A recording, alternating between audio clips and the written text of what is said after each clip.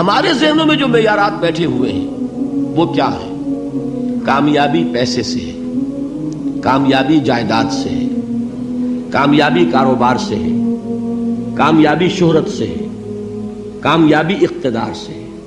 یہ معیارات ہیں. جو جتنا دولت مند اتنا کامیاب، جو جتنا مشہور اتنا کامیاب، جو جتنا پاپولر اتنا کامیاب، جو حکومت پر پہنچ گیا کامیاب، جس نے بڑا کاروبار جما لیا کامیاب، جس نے بہت جائیداد بنا لی کامیاب. یہی ہے اصل میں ساری بس کی گانٹھ.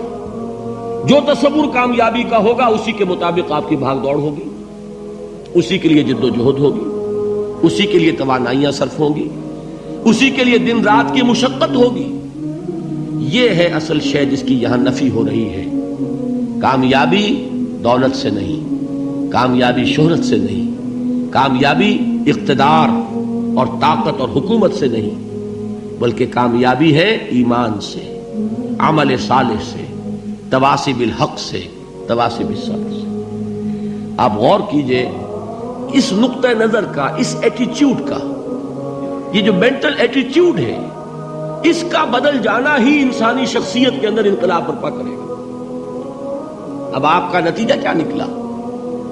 اگر تو دولت سے کامیابی ہوتی تو قارون بہت کامیاب تھا، اگر حکومت سے کامیابی ہوتی تو فرعون اور نمرود بہت کامیاب تھے.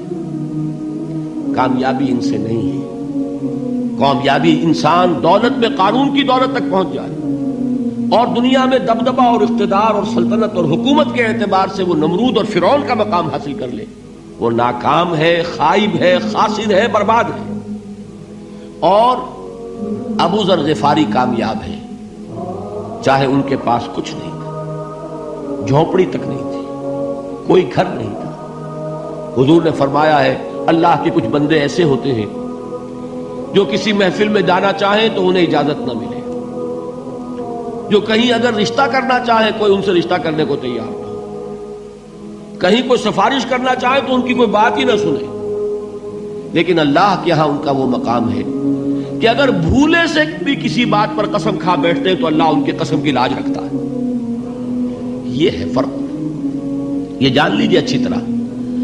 اس بات کا مان لینا آسان، اس پر سبحان اللہ کہنا آسان، لیکن اس کے مطابق آپ کے اپنے ذہن کا بدل جانا بہت مشکل. اس لیے کہ ہم متاثر ہوتے ہیں اپنے ماحول سے. وہ بڑا محل ہے، دیکھ کر ایک دفعہ جھجری آتی ہے، وہ بڑی سی 20 فٹ لمبی کار سناٹے کے ساتھ آپ کے پاس سے گزر گئی. ایک دفعہ اعصاب کے اندر ارتعاش ہوتا ہے، محسوس ہوتا ہے بڑے یہ نصیبے والے لوگ ہیں، بڑے خوش نصیب، بڑے کامیاب. حالانکہ کچھ معلوم نہیں کہ یہی سب سے بڑی بد نصیبی ہو سکتا ہے کہ یہی سب سے بڑی ناکامی ہو. اگر ذہنوں میں یہ بات بیٹھ جائے کامیابی کس شے سے. یہی وجہ دیکھیے قرآن مجید میں بارہا آپ دیکھیں اولئک هم المفلحون، یہ ہے لوگ کامیاب ہونے والے. آج یہ آپ نے نماز میں وہ آیات سنی، یا ایھا الذین آمنوا ارکعوا واسجدوا واعبدوا ربکم وافعلوا الخیر لعلکم تفلحون. اے ایمان والو، رکوع کرو، سجدہ کرو، اپنے رب کی پرستش اور بندگی کرو اور اچھے کام کرو تاکہ تم کامیاب ہو جاؤ. تو کامیابی کن چیزوں سے ہے؟ یہ ہے سب سے بڑا سبق. یہ ہمارے دل میں اگر بات بیٹھ جائے، ٹھک جائے، تو زندگی بدل جائے گی. صبح و شام بدل جائیں گے، نقشے بدل جائیں گے، بھاگ دوڑ کا رنگ بدل جائے گا، ویلیو سٹرکچر بدل جائے گا. آج وہ ایک چیز نہایت اہم نظر آ رہی ہے، کل نہایت غیر اہم نظر آئے گی. جیسے کہ حضور کی حدیث ہے مالی ولی الدنیا، مجھے تمہاری اس دنیا سے کیا سروکار ہے. انما مثلی کراکب استظل تحت شجرۃ ثم راح فترکها، میری مثال تو اس سوار کی سی ہے جو تھوڑی دیر کے لیے ایک درخت کے سائے میں ٹھہرتا ہے سستانے کے لیے، پھر وہ اپنا راستہ لیتا ہے. اسے اس درخت سے مستقل تعلق اس کا نہیں ہے، وہ اس کا گھر نہیں، وہ اس کی منزل نہیں. اسی طرح یہ دنیا میرا گھر نہیں ہے. اب دیکھیے ہم کہتے ہیں انا للہ و انا الیہ راجعون، ہم تو مسافر ہیں، ہم اللہ کے پاس سے آئے، اللہ کی طرف ہمیں لوٹ جانا ہے. کن فی الدنیا کانک غریب و عابر سبیل، حضور فرماتے ہیں دنیا میں ایسے رہو جیسے کہ تم اجنبی ہو یا راہ چلتے مسافر. لیکن یہ طرز عمل کب ہوگا؟ جبکہ یہ آیت ہمارے ذہنوں کے اندر بیٹھ گئی ہو، والعصر ان الانسان لفی خسر الا الذین آمنوا وعملوا الصالحات وتواصوا بالحق وتواصوا بالصبر۔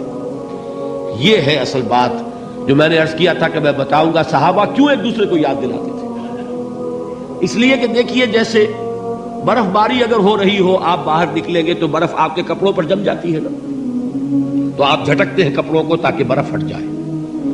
ہمارے ایمان پر اس دنیا میں رہتے ہوئے جب ہم متاثر ہوتے ہیں ماحول سے تو گردہ آ جاتا ہے، برف پڑ جاتی ہے، اس کو جھٹکتے رہنے کی ضرورت ہے۔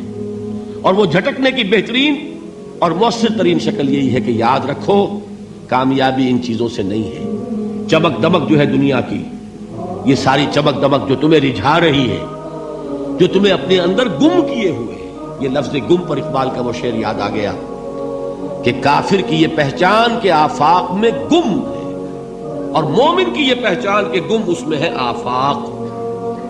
تم گم نہ ہو کر رہ جاؤ، اس میں مبہوت نہ ہو کر رہ جاؤ، مرعوب نہ ہو کر رہ جاؤ، دنیا ہی کی محبت تمہارے اوپر ڈیرے نہ ڈال دے، تمہارے دلوں کے اوپر مسلط نہ ہو جائے۔ لہذا تازہ کرتے رہا کرو، والعصر ان الانسان لفی خسر الا الذین آمنوا وعملوا الصالحات وتواصوا بالحق وتواصوا بالصبر۔ پھر یاد کر لو، پھر تازہ کر لو اپنے اس یقین کو کہ کامیابی دولت سے نہیں، کامیابی ثروت سے نہیں، کامیابی اقتدار سے نہیں، کامیابی شہرت سے نہیں، کامیابی جائیداد سے نہیں، کامیابی ہے ایمان سے، کامیابی ہے عمل صالح سے، کامیابی ہے تواصی بالحق سے، کامیابی ہے تواصی بالصبر سے۔ یہ چار چیزیں ہیں کہ جو کامیابی کے لوازم